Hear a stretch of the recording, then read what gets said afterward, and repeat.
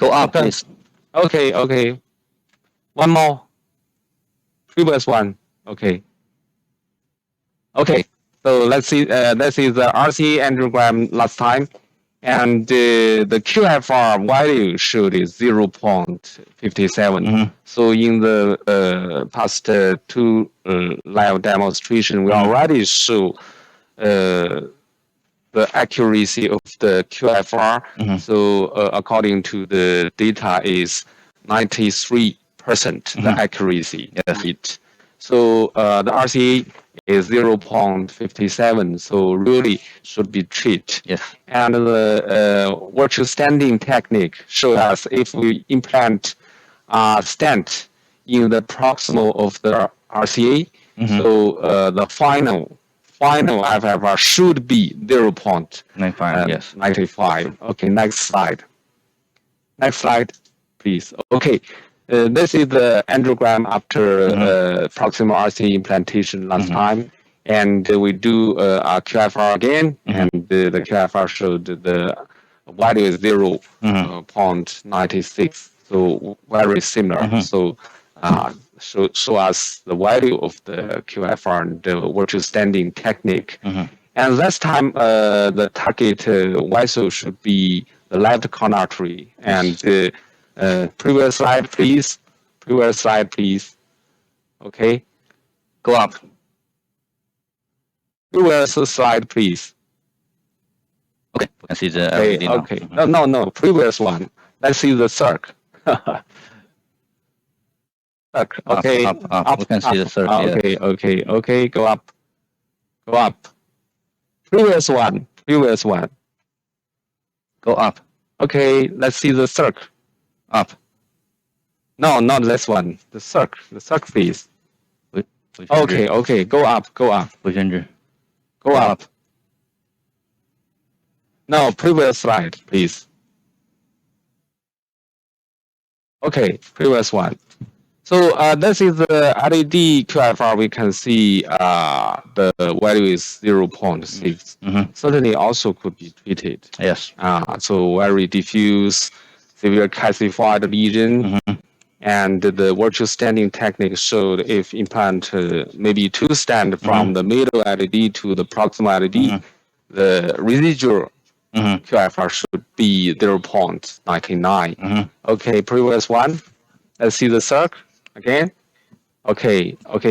We can see that really the circ is a diffuse disease, but the most functional lesion should be the proximal one. Yes. And the QFR of the circ is 0.73. And theoretically, if we implant a stent in the proximal portion of the circ, the residual QFR should be 0.95. Okay. Go on. Let's see the CT angiography. Okay. Next.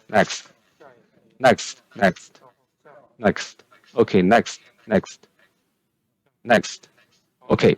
So I think for the chip lesion PCI, the imaging is of great importance. Will give us more valuable information, and we did CT angiography for this patient. We can see this is a LED. We can see in the proximal portion a very huge calcium burden. Okay, next. Okay, this is the circ. Yes. The circ from the CT we can see only a mild calcium plaque. Both all very relative soft plaque. Okay, in the circ. Okay, next. Okay, so this is the CT angiography, the common CT angiography. So especially for the LED, we couldn't know the distribution of the calcium, the relationship between the chamber, the vessel chamber, and the calcium plaque. So we did the 3D reconstruction. We call this intelligent visualization system based on the CT angiography and the 3D reconstruction. We can see very clearly where is the vessel and the plaque and the plaque distribution and different part of the aorta and the coronary artery and the plaque in different color. So we could delete the aorta first. Okay, delete the aorta first. Delete the calcium of the aorta. Delete RCA. Okay, delete the RCA. We could clearly see the left coronary artery. Okay, the yellow one. Okay, delete the stent. Okay. Okay, so this is the left coronary artery. We can see the light blue one is the LED, and the green one is the circle. Yes. From this view, we could see a little bit brown plaque. Brown means relatively soft plaque, but we couldn't see the calcium plaque. The calcium plaque in the system we use the white one, white yes, color. white, Okay, white, yes. but when we rotate the LED, okay, please rotate the LED. We could see where is the calcium plaque. Okay, rotate a little bit. Okay, we can see clearly.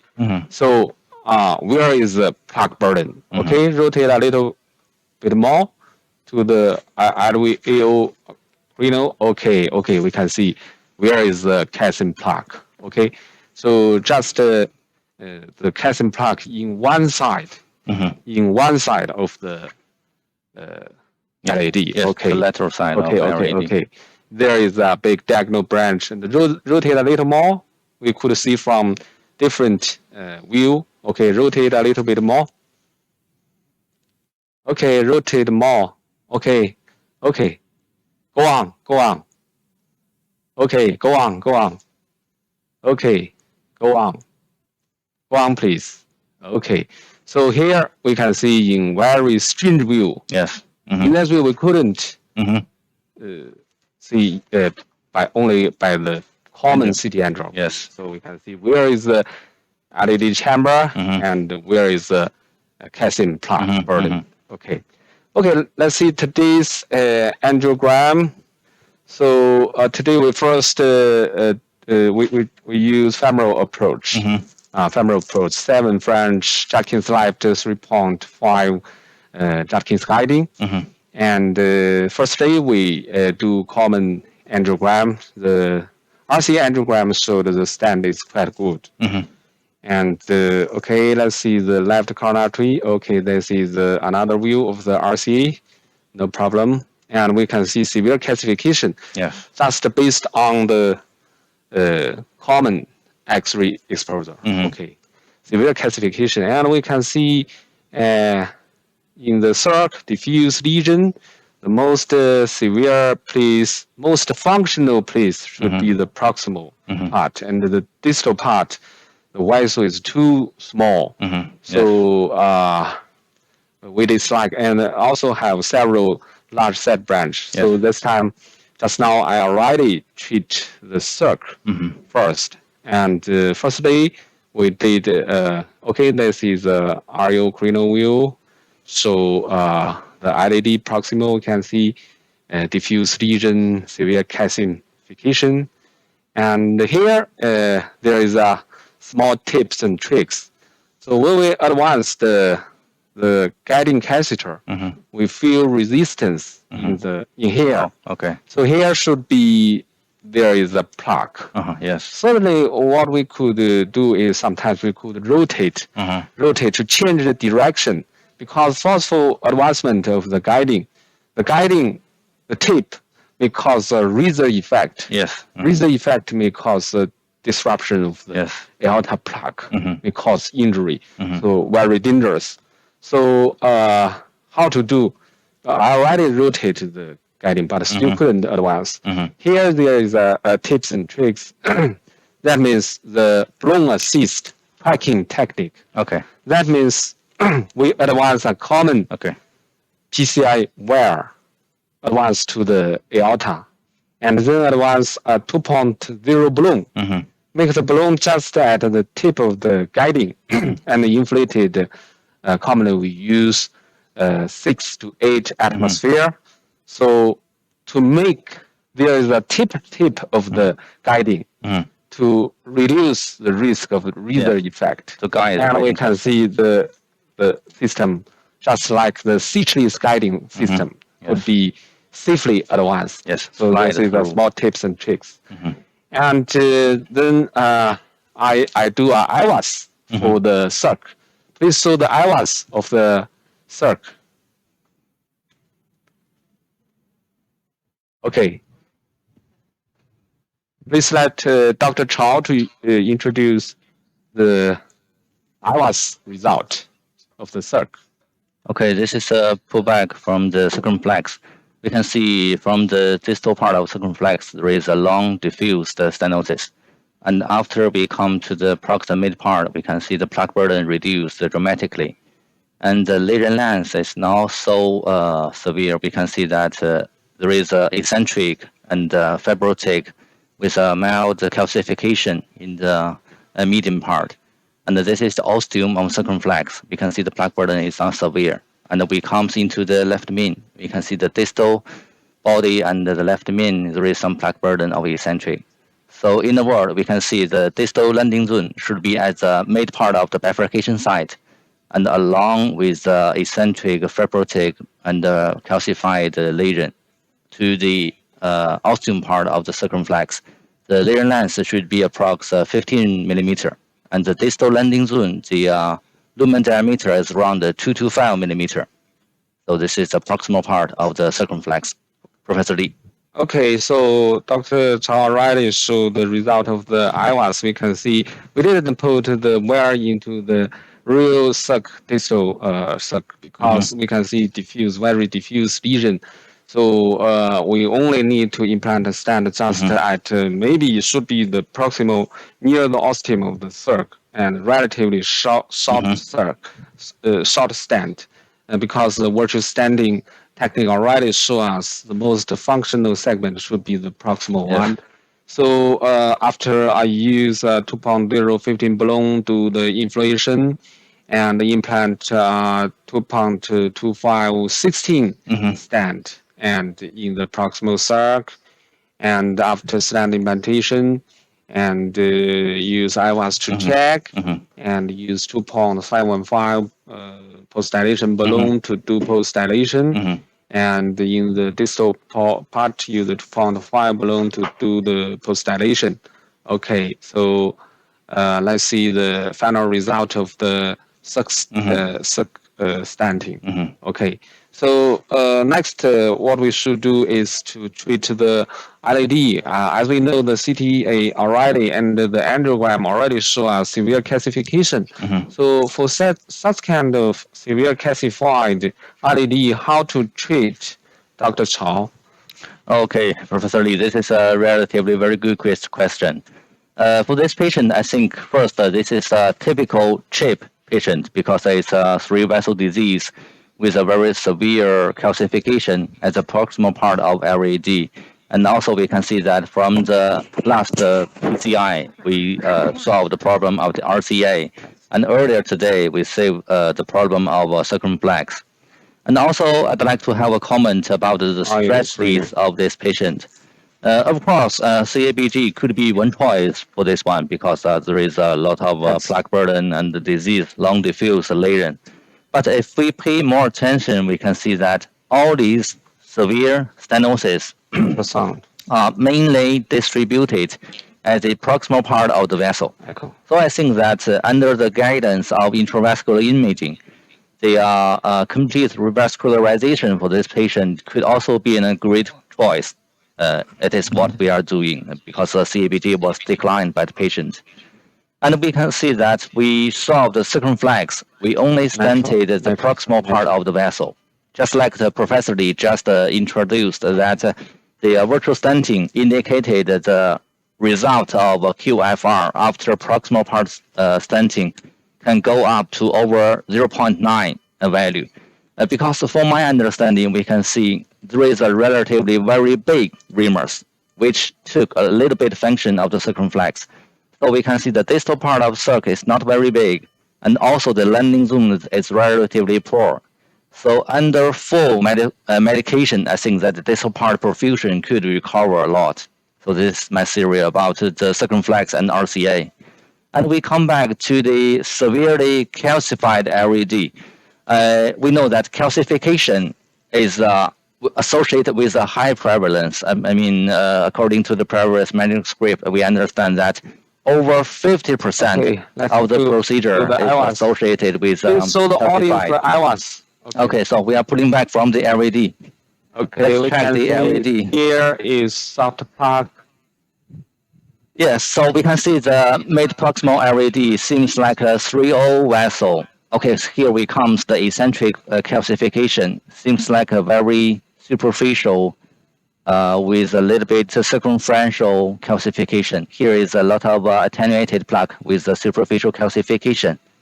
I think that this result matches the CT angiography a lot because we can see a lot of eccentric superficial calcification.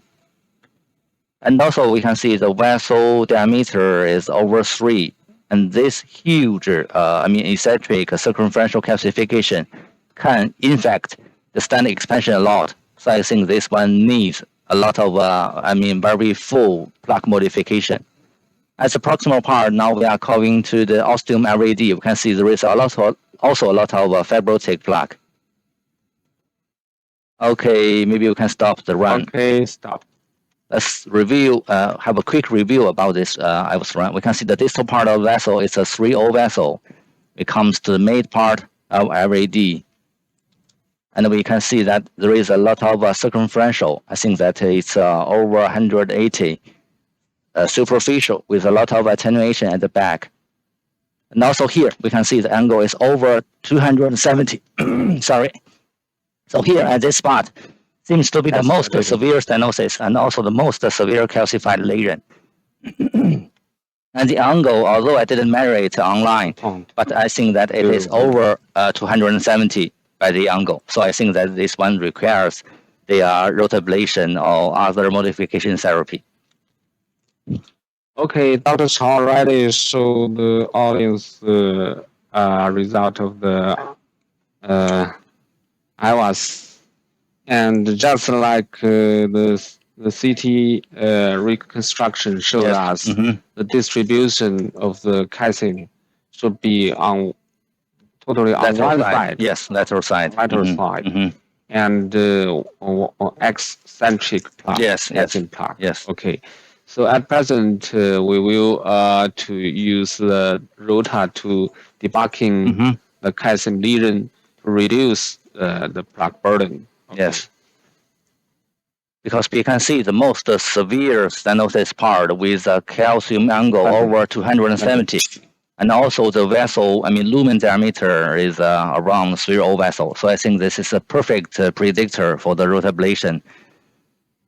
Talking about intravascular imaging guided rotablation, we have several, previous studies that we can follow up, because we know that intravascular imaging is of key importance in the guidance of calcified lesion plaque modification. First, we know that angiography is of only, mild sensitivity to the calcification, because from angio, it is hard to distinguish the distribution and composition of the plaque.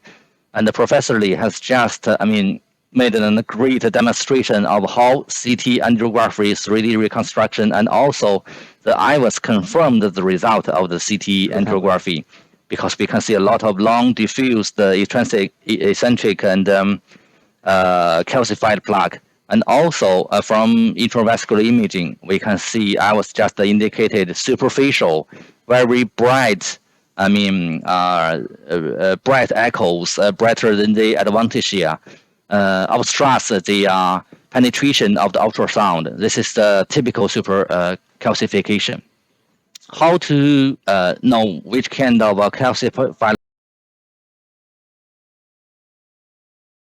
I know that 2021 in the circulation cardiovascular intervention, Professor Wang published a manuscript indicated of intravascular imaging using the IVUS as a predictor of whether to use the rotablation or not.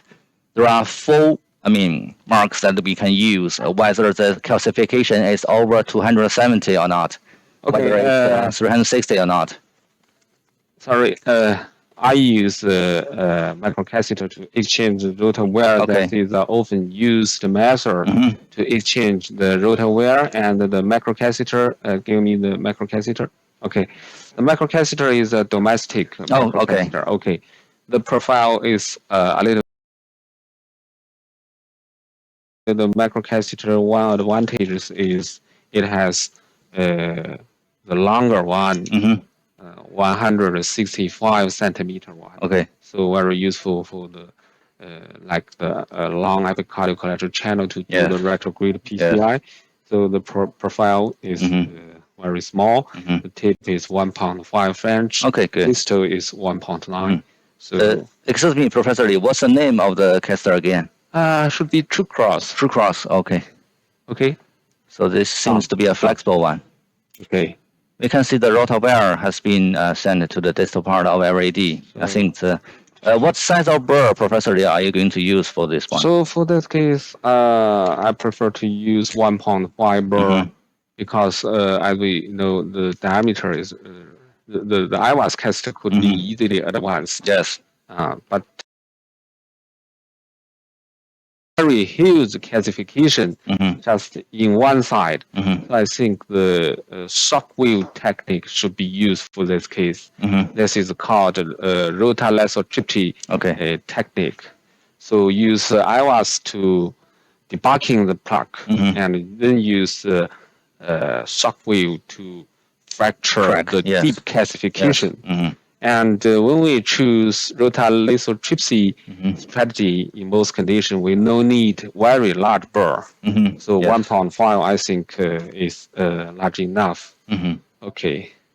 I think that the choice of 1.5 millimeter burr is a good choice because we just noticed that the most severe stenosis part, the lumen diameter is around only, 1.5 or something. So 1.5 burr seems to be a good choice because the proximal part of RAD from the spider view, we can see it's a little bit angulated.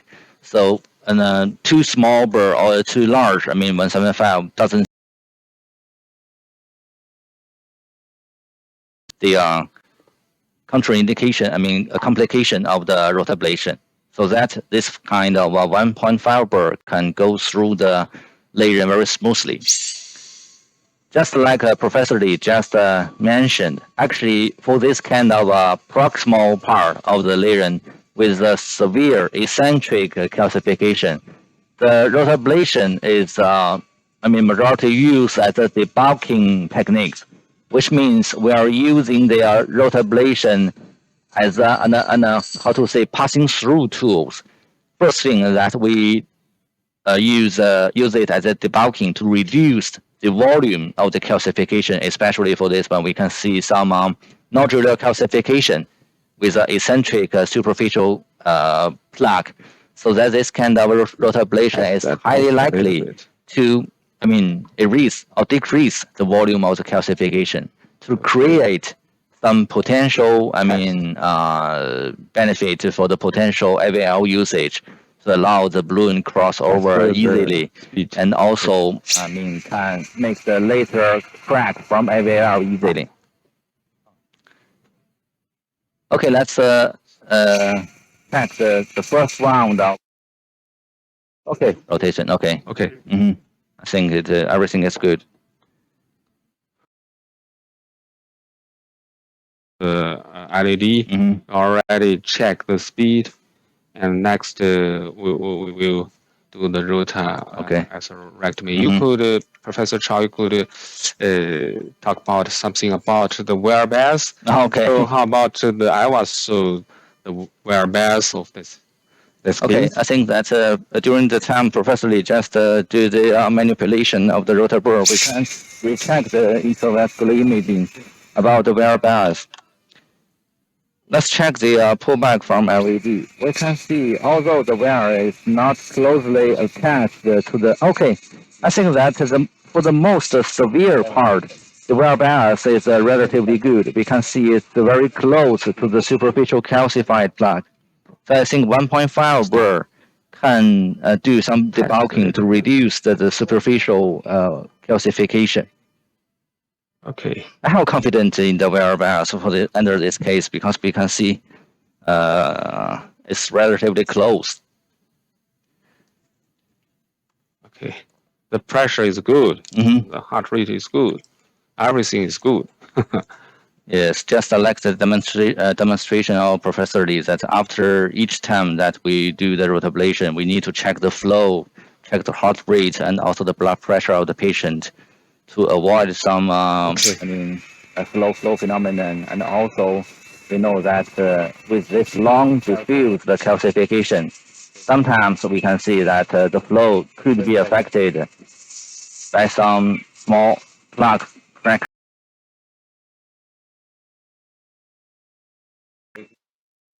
Okay. Test. Okay, I think the flow is good. We don't have to worry about it a lot. Mm. Actually, in addition, that we know that during the rotablation, we need to manipulate the rotabur very carefully, so that the movement should not be very fast and very aggressive. So that should, and we also should watch the movement of the burr to avoid it's stuck during the plot or within the getting test.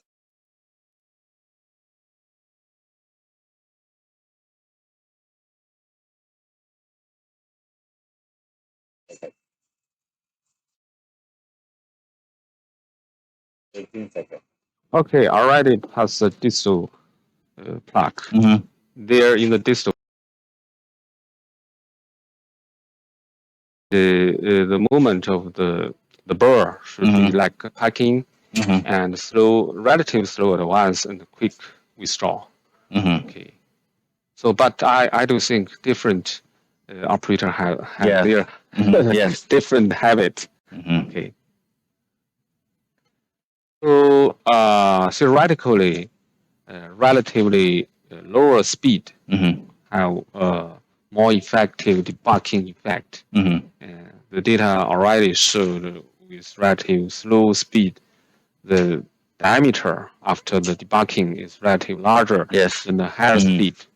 But if we use relative lower speed to debugging the calcified lesion, there should be a little bit dangerous. Yes. So what we should do is just use a common rate to debugging the calcium lesion. After the burr already crosses C2 lesion, use relative lower speed to better debugging the calcified lesion.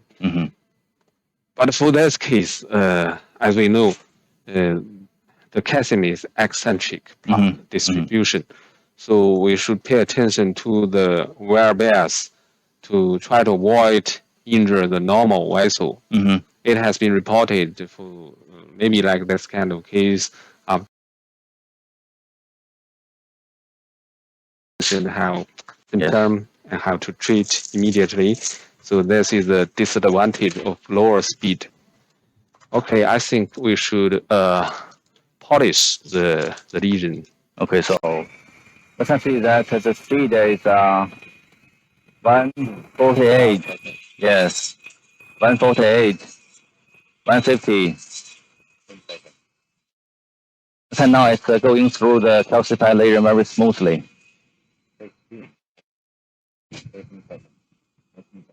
Okay, I think.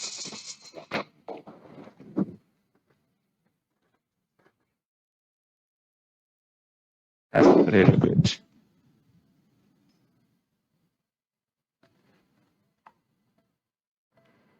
Okay. We can see that there is a big diagonal within the lesion segment. So during the rotablation, we should also pay close attention to the diagonal. Yeah. Because we cannot use a wire to protect the Last one.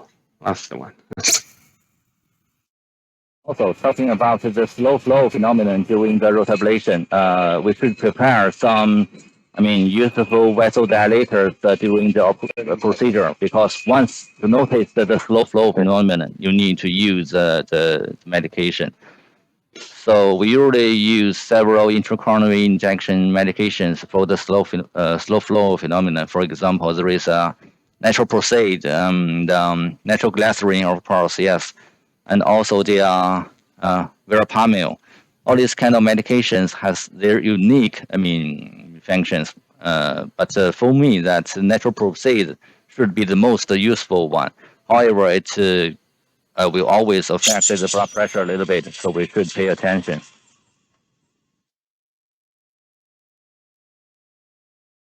So we can see that we withdraw the rotablation burr at a low speed. This is the most quick and effective way to withdraw the rotablation burr.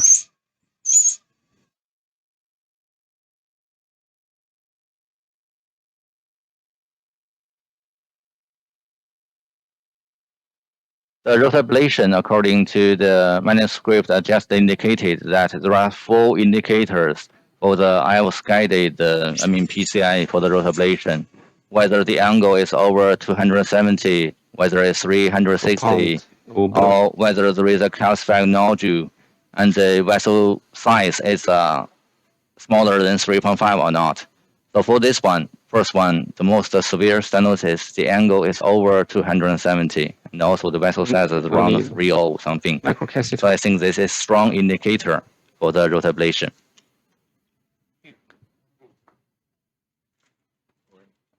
We may notice that we are using the IVUS for this case because first, this is a left main, trifurcation case. So potentially we are IVUS. If we are using the OCT, there is also, guidelines for the marking system whether or not to use the rotablation, because IVUS cannot measure the thickness of the calcification, but OCT can measure the area, the thickness, and also the frontier and the back border of the calcification can have a better resolution. But clinically, using IVUS OCT guided calcified plaque PCI, there is not a lot of different, bias or, different things that affect the prognosis of the patient. So for OCT, the markers, there is a calcified angle, calcified, thickness, and also the lesion length. These 3 markers can predict whether or not to use the rotablation as a more aggressive strategies to modify the plaque. Yeah, really, for the OCT, have some advantage, like just Dr. Chao introduced, could more. Oh, okay.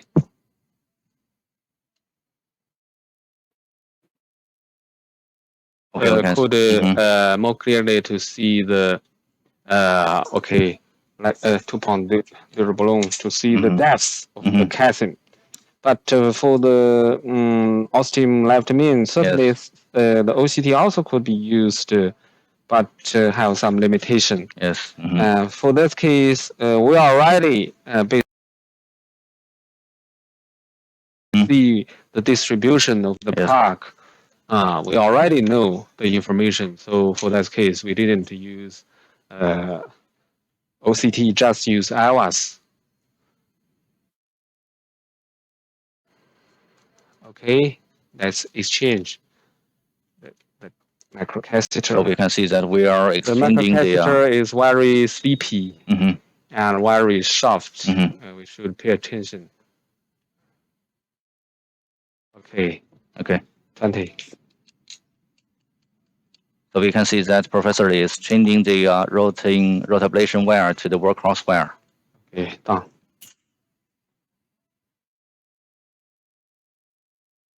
I think one good teach point in this case is that Professor Lee did the intravascular imaging before, the treatment. This is a very key information.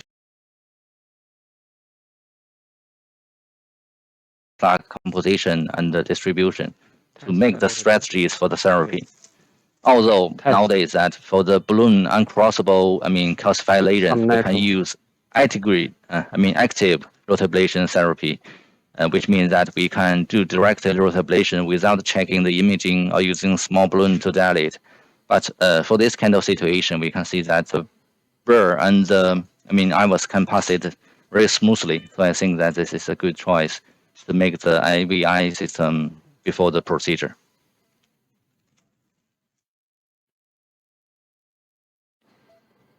So we are checking the IVUS again to check the debulking result after the rotablation, and also get our folding strategies to make a better plaque modification of the proximal part of RAD, and also even can choose the size of the stent in the folding procedures.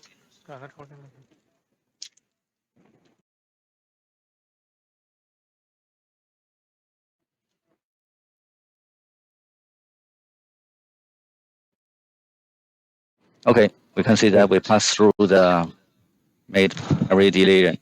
Okay, one thing we should pay attention is in the middle portion if there is myocardium bridge. Mhm. But for that case, we didn't see the myocardium bridge. This is very important. Okay, go on. Yes. Okay, like Dr. Li said that to avoid the myocardium bridge is of key importance because we do not want to see the distal, target lesion failure.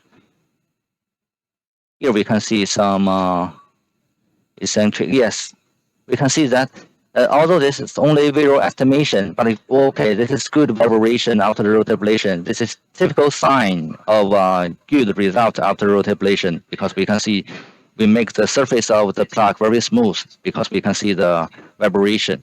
The proximal part, there is not a lot of change, but this is within our estimation because the vessel lumen size is over 1.5. So we can see we are using the combination plaque modification strategies using the rotablation, to solve the calcified nodule, the most severe stenosis part, and also to reduce, the surface of the eccentric plaque. And the proximal part of RAD, big lumen calcification, maybe IVL is a good choice. So this is a combination strategies to solve different kind of situations of the calcification. The goal is only one thing, is that we want to ensure the good stent expansion, because we know that stent expansion and also the stent, eccentricity is also the promise of the good prognosis of the patient. Okay, So now I think this is a good result after the rotablation. We will use the shockwave balloon Mm-hmm. to fracture the Yes, the proximal heart, part of the calcium plaque. Mm-hmm. And the preparation of the system is very important. We must make the balloon in vacuum Yes, vacuum. filters, vacuum filters. So already everything is okay. Okay. I think this is a good demonstration of how to make the rotalithotripsy, because we needed to use different kind of tools to solve different kind of problems.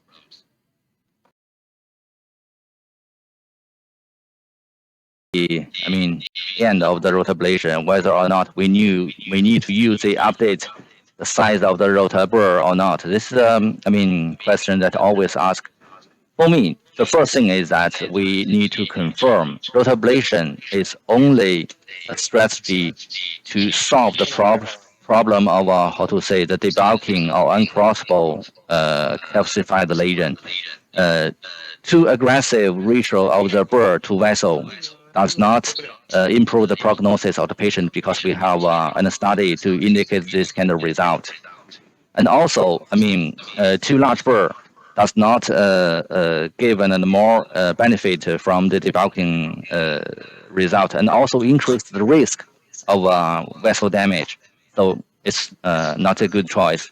So like this one, after the rotablation, we solved the most severe stenosis, circumferential calcification, and calcified should be here. And you can see the IVL balloon has been inflated with full atmosphere. Okay, full atmosphere. We can see. Okay. I think this is a dog bone sign, although it's not typical. Okay. Okay, already work. Yes. I think this time 10 bursts. You can see the balloon a little bit. Slowly, yes, opens a little bit, yes. Down. Six. Okay. Now we are, going to 6. We can see that balloon is opens much better compared to the previous one. A little bit dog bone sign at the beginning. test a little bit. This is just a More. by the way, we are using the 3O IVL balloon, right?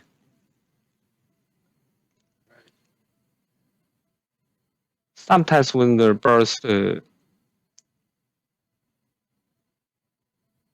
pulse may cause premature beats. Okay, down. Premature ventricular beats. Yeah. Yeah. Okay, down. Okay. So I think we saw a little bit. Okay, full atmosphere. When we are choosing the IVL balloons, we are usually using the 1-to-1 ratio compared to the vessel size to choose the balloon to make a good, attached to the vessel wall and also to see the result. I think visually we can see the result of the IVL. Yes, the balloon opens dramatically better compared to the beginning part. Okay, the flow is good. Okay. For one caster, there is altogether 8 rounds that we can use. So we may make full use.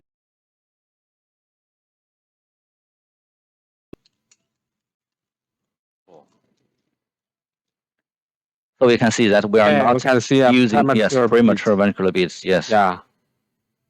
Okay. From the monitor, we can also see that. I think we need one more. Okay. Test a little bit. So we can see we are not using the IVL as balloon to dilate the lesion, but we are just using the balloon to attach to the vessel wall because the ultrasound can pass through the liquid very good, but not the gas.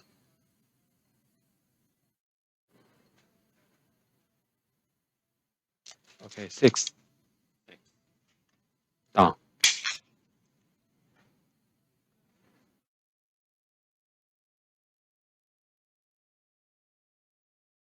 Actually, before IVL was applied to the clinical usage, only rotablation combined with NC balloon strategies can also solve the a little bit calcification crack. But however, a lot of stent malposition was observed because the rotablation can be how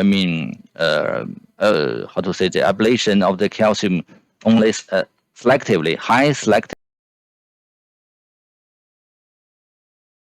burr size. It can do the ablation and also the debulking of the calcifications very high selectively. So it's often seen for the rotablation severe calcified case that there is a lot of malposition. Okay. However, for the midterm, for my opinion, it's 3 to 5 years follow-up after the calcified lesion with rotation, and the manipulation doesn't matter. It didn't increase the target lesion can't make the crack of the whole, calcified plates very good. So that's the combination usage of rotation and also the IVL is a good choice for this kind of a long, diffused, eccentric calcified plaque. Okay, I think the test should be a little bit better. Let's see if the balloon could be advanced a little bit further. Okay. Here. Okay. IVL should ideally be used in the siting of SAKE, which means over 500, 0.5 millimeter and non-nodular calcifications. Given the IVL concept, calcifications could be either deep or superficial. Heavily calcified nodular lesions have a determinal impact on the patient outcome and are typically best dealt with using either rotablation or atherectomy. Nevertheless, a recent OCT analysis revealed that up to 77% of calcified nodules can be deformed by IVL. This kind of studies need to be determined in the future. Although the combination of rotablation and IVL has not been systematically examined, rotational atherectomy may facilitate the IVL catheter to reach the severely calcified lesions very deeply, just like in this case. Without rotation, maybe the IVL balloon cannot pass through the lesion this easily.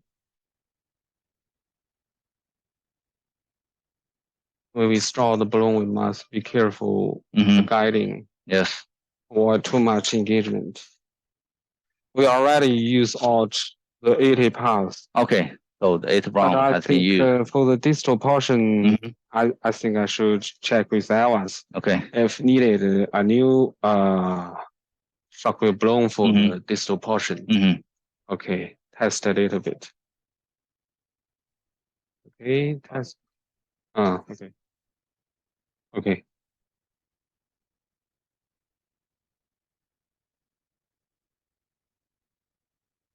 Test a little bit. Okay. Test. Okay, test. IVUS. Okay.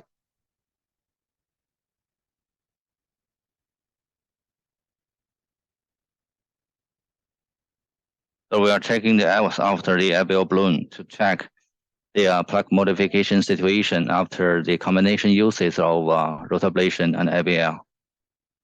After rotation, we can see some very good dramatic vibrations and after the rotablation. So after IVL, let's check whether we can detect some good crack or not for the preparation of the folding stenting.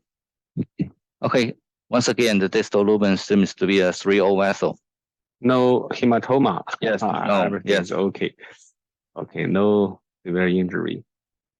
So in the traditional balloon-based plaque modification, a lot of dissections and hematomas could be seen. So this is the advantage of rotablation and IVL. We can see there is no, yes, a little bit intima dissection, but not severe.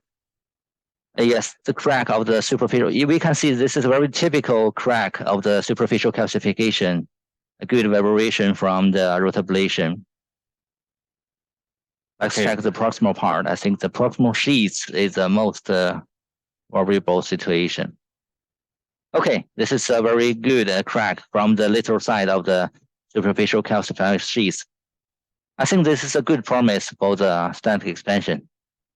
Also here, yes, the proximal part, there is a crack of the superficial calcified sheath. But the osteum RID, I don't see a clear landing zone, so maybe we need to protrude into the left main. Let's check again. Okay, stop. Okay, let's check again. For the distal part, the most severe stenosis part, we can see some intima dissection due to the IVL balloon usage. And also here, we can see this is a very typical, very good sign of calcified crack. Here we can see without hematoma, without big dissections. And also here, the good, ultrasound reverberation. This is the promise of a good rotational atherectomy, because we make the superficial of the plaque very smooth, and we come closer apart. There is more dissection at the lateral side, because it's a complete calcified sheath. Here we can see the bilateral side of the calcified sheath. There is a wear, artifact. It's hard to tell whether after this one there is a crack or not. But however, all this kind of bilateral side crack is a good promise for the balloon and also the stent expansion. This is the ostium, I think, ostium or RAD. So there is not clear landing zone from the IVUS. So Professor Lee, we can go on to the balloon-based plaque modification. Oh, really? So the IVUS showed some crack. Yes. Calcium plaque, and then I will use Lecrosi, the NSE balloon, to further debugging the makes sense. The lesion. This is a special kind of scoring balloon with 3 nylon slide on the surface of the balloon. By the way, is the flow good? Did we check it? Is the flow okay? Okay, that's a little bit. I think no problem. Okay, good, quite good, very good. Yes, don't have to worry Quite about good. it. Mhm, So, okay, we'll go a little bit further. mhm, Okay. Okay, I think everything is good. mhm, Okay, air inflation. Slowly, a little bit. For the lacrosse balloon, inflate should be a little bit slowly. yes. Yeah, a little bit slowly to 10, 12. Okay, okay, done. Sometimes we could keep the balloon inflation for a while Mhm, to better dilate the tough region. Okay, inflate again slowly. Oh, 10. okay. Slowly, I think it opens very well. Okay, 12. Okay, down. The balloon inflate is good. Okay, here inflation. Sometimes even the balloon needs a strong resistance. Mhm, So the okay 10, 14.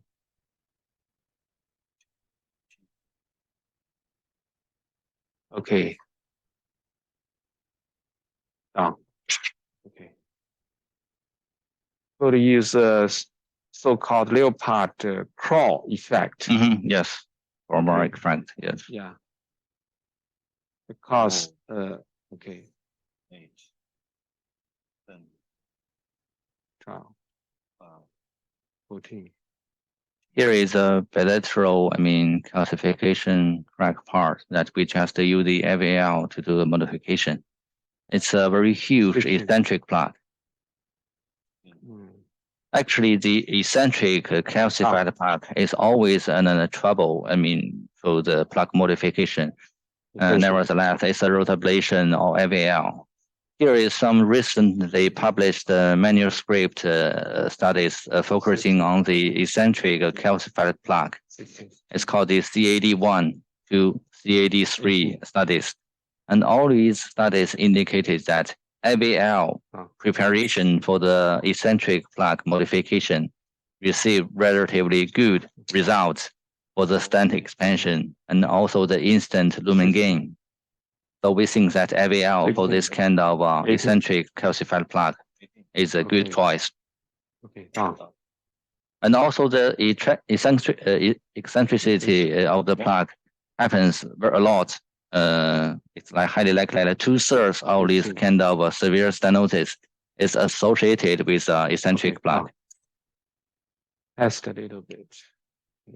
Test a little bit. Okay, flow is fine. Think okay, yeah. And here, once more.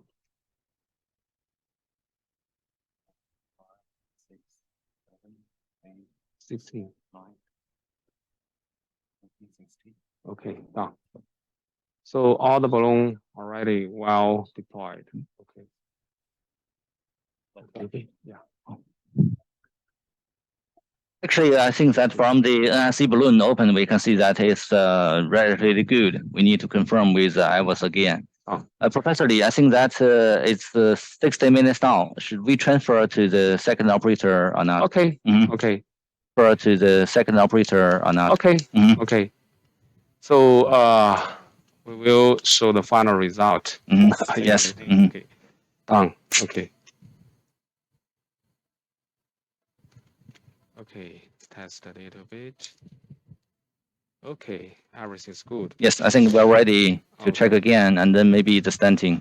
So I just like to do forceful injection because we already caused some dissection. Yes. So in such condition, just use IVUS to get where the landing zone is the optimal choice. So if we do forceful injection, may enlarge the dissection or hematoma. Yes. Okay.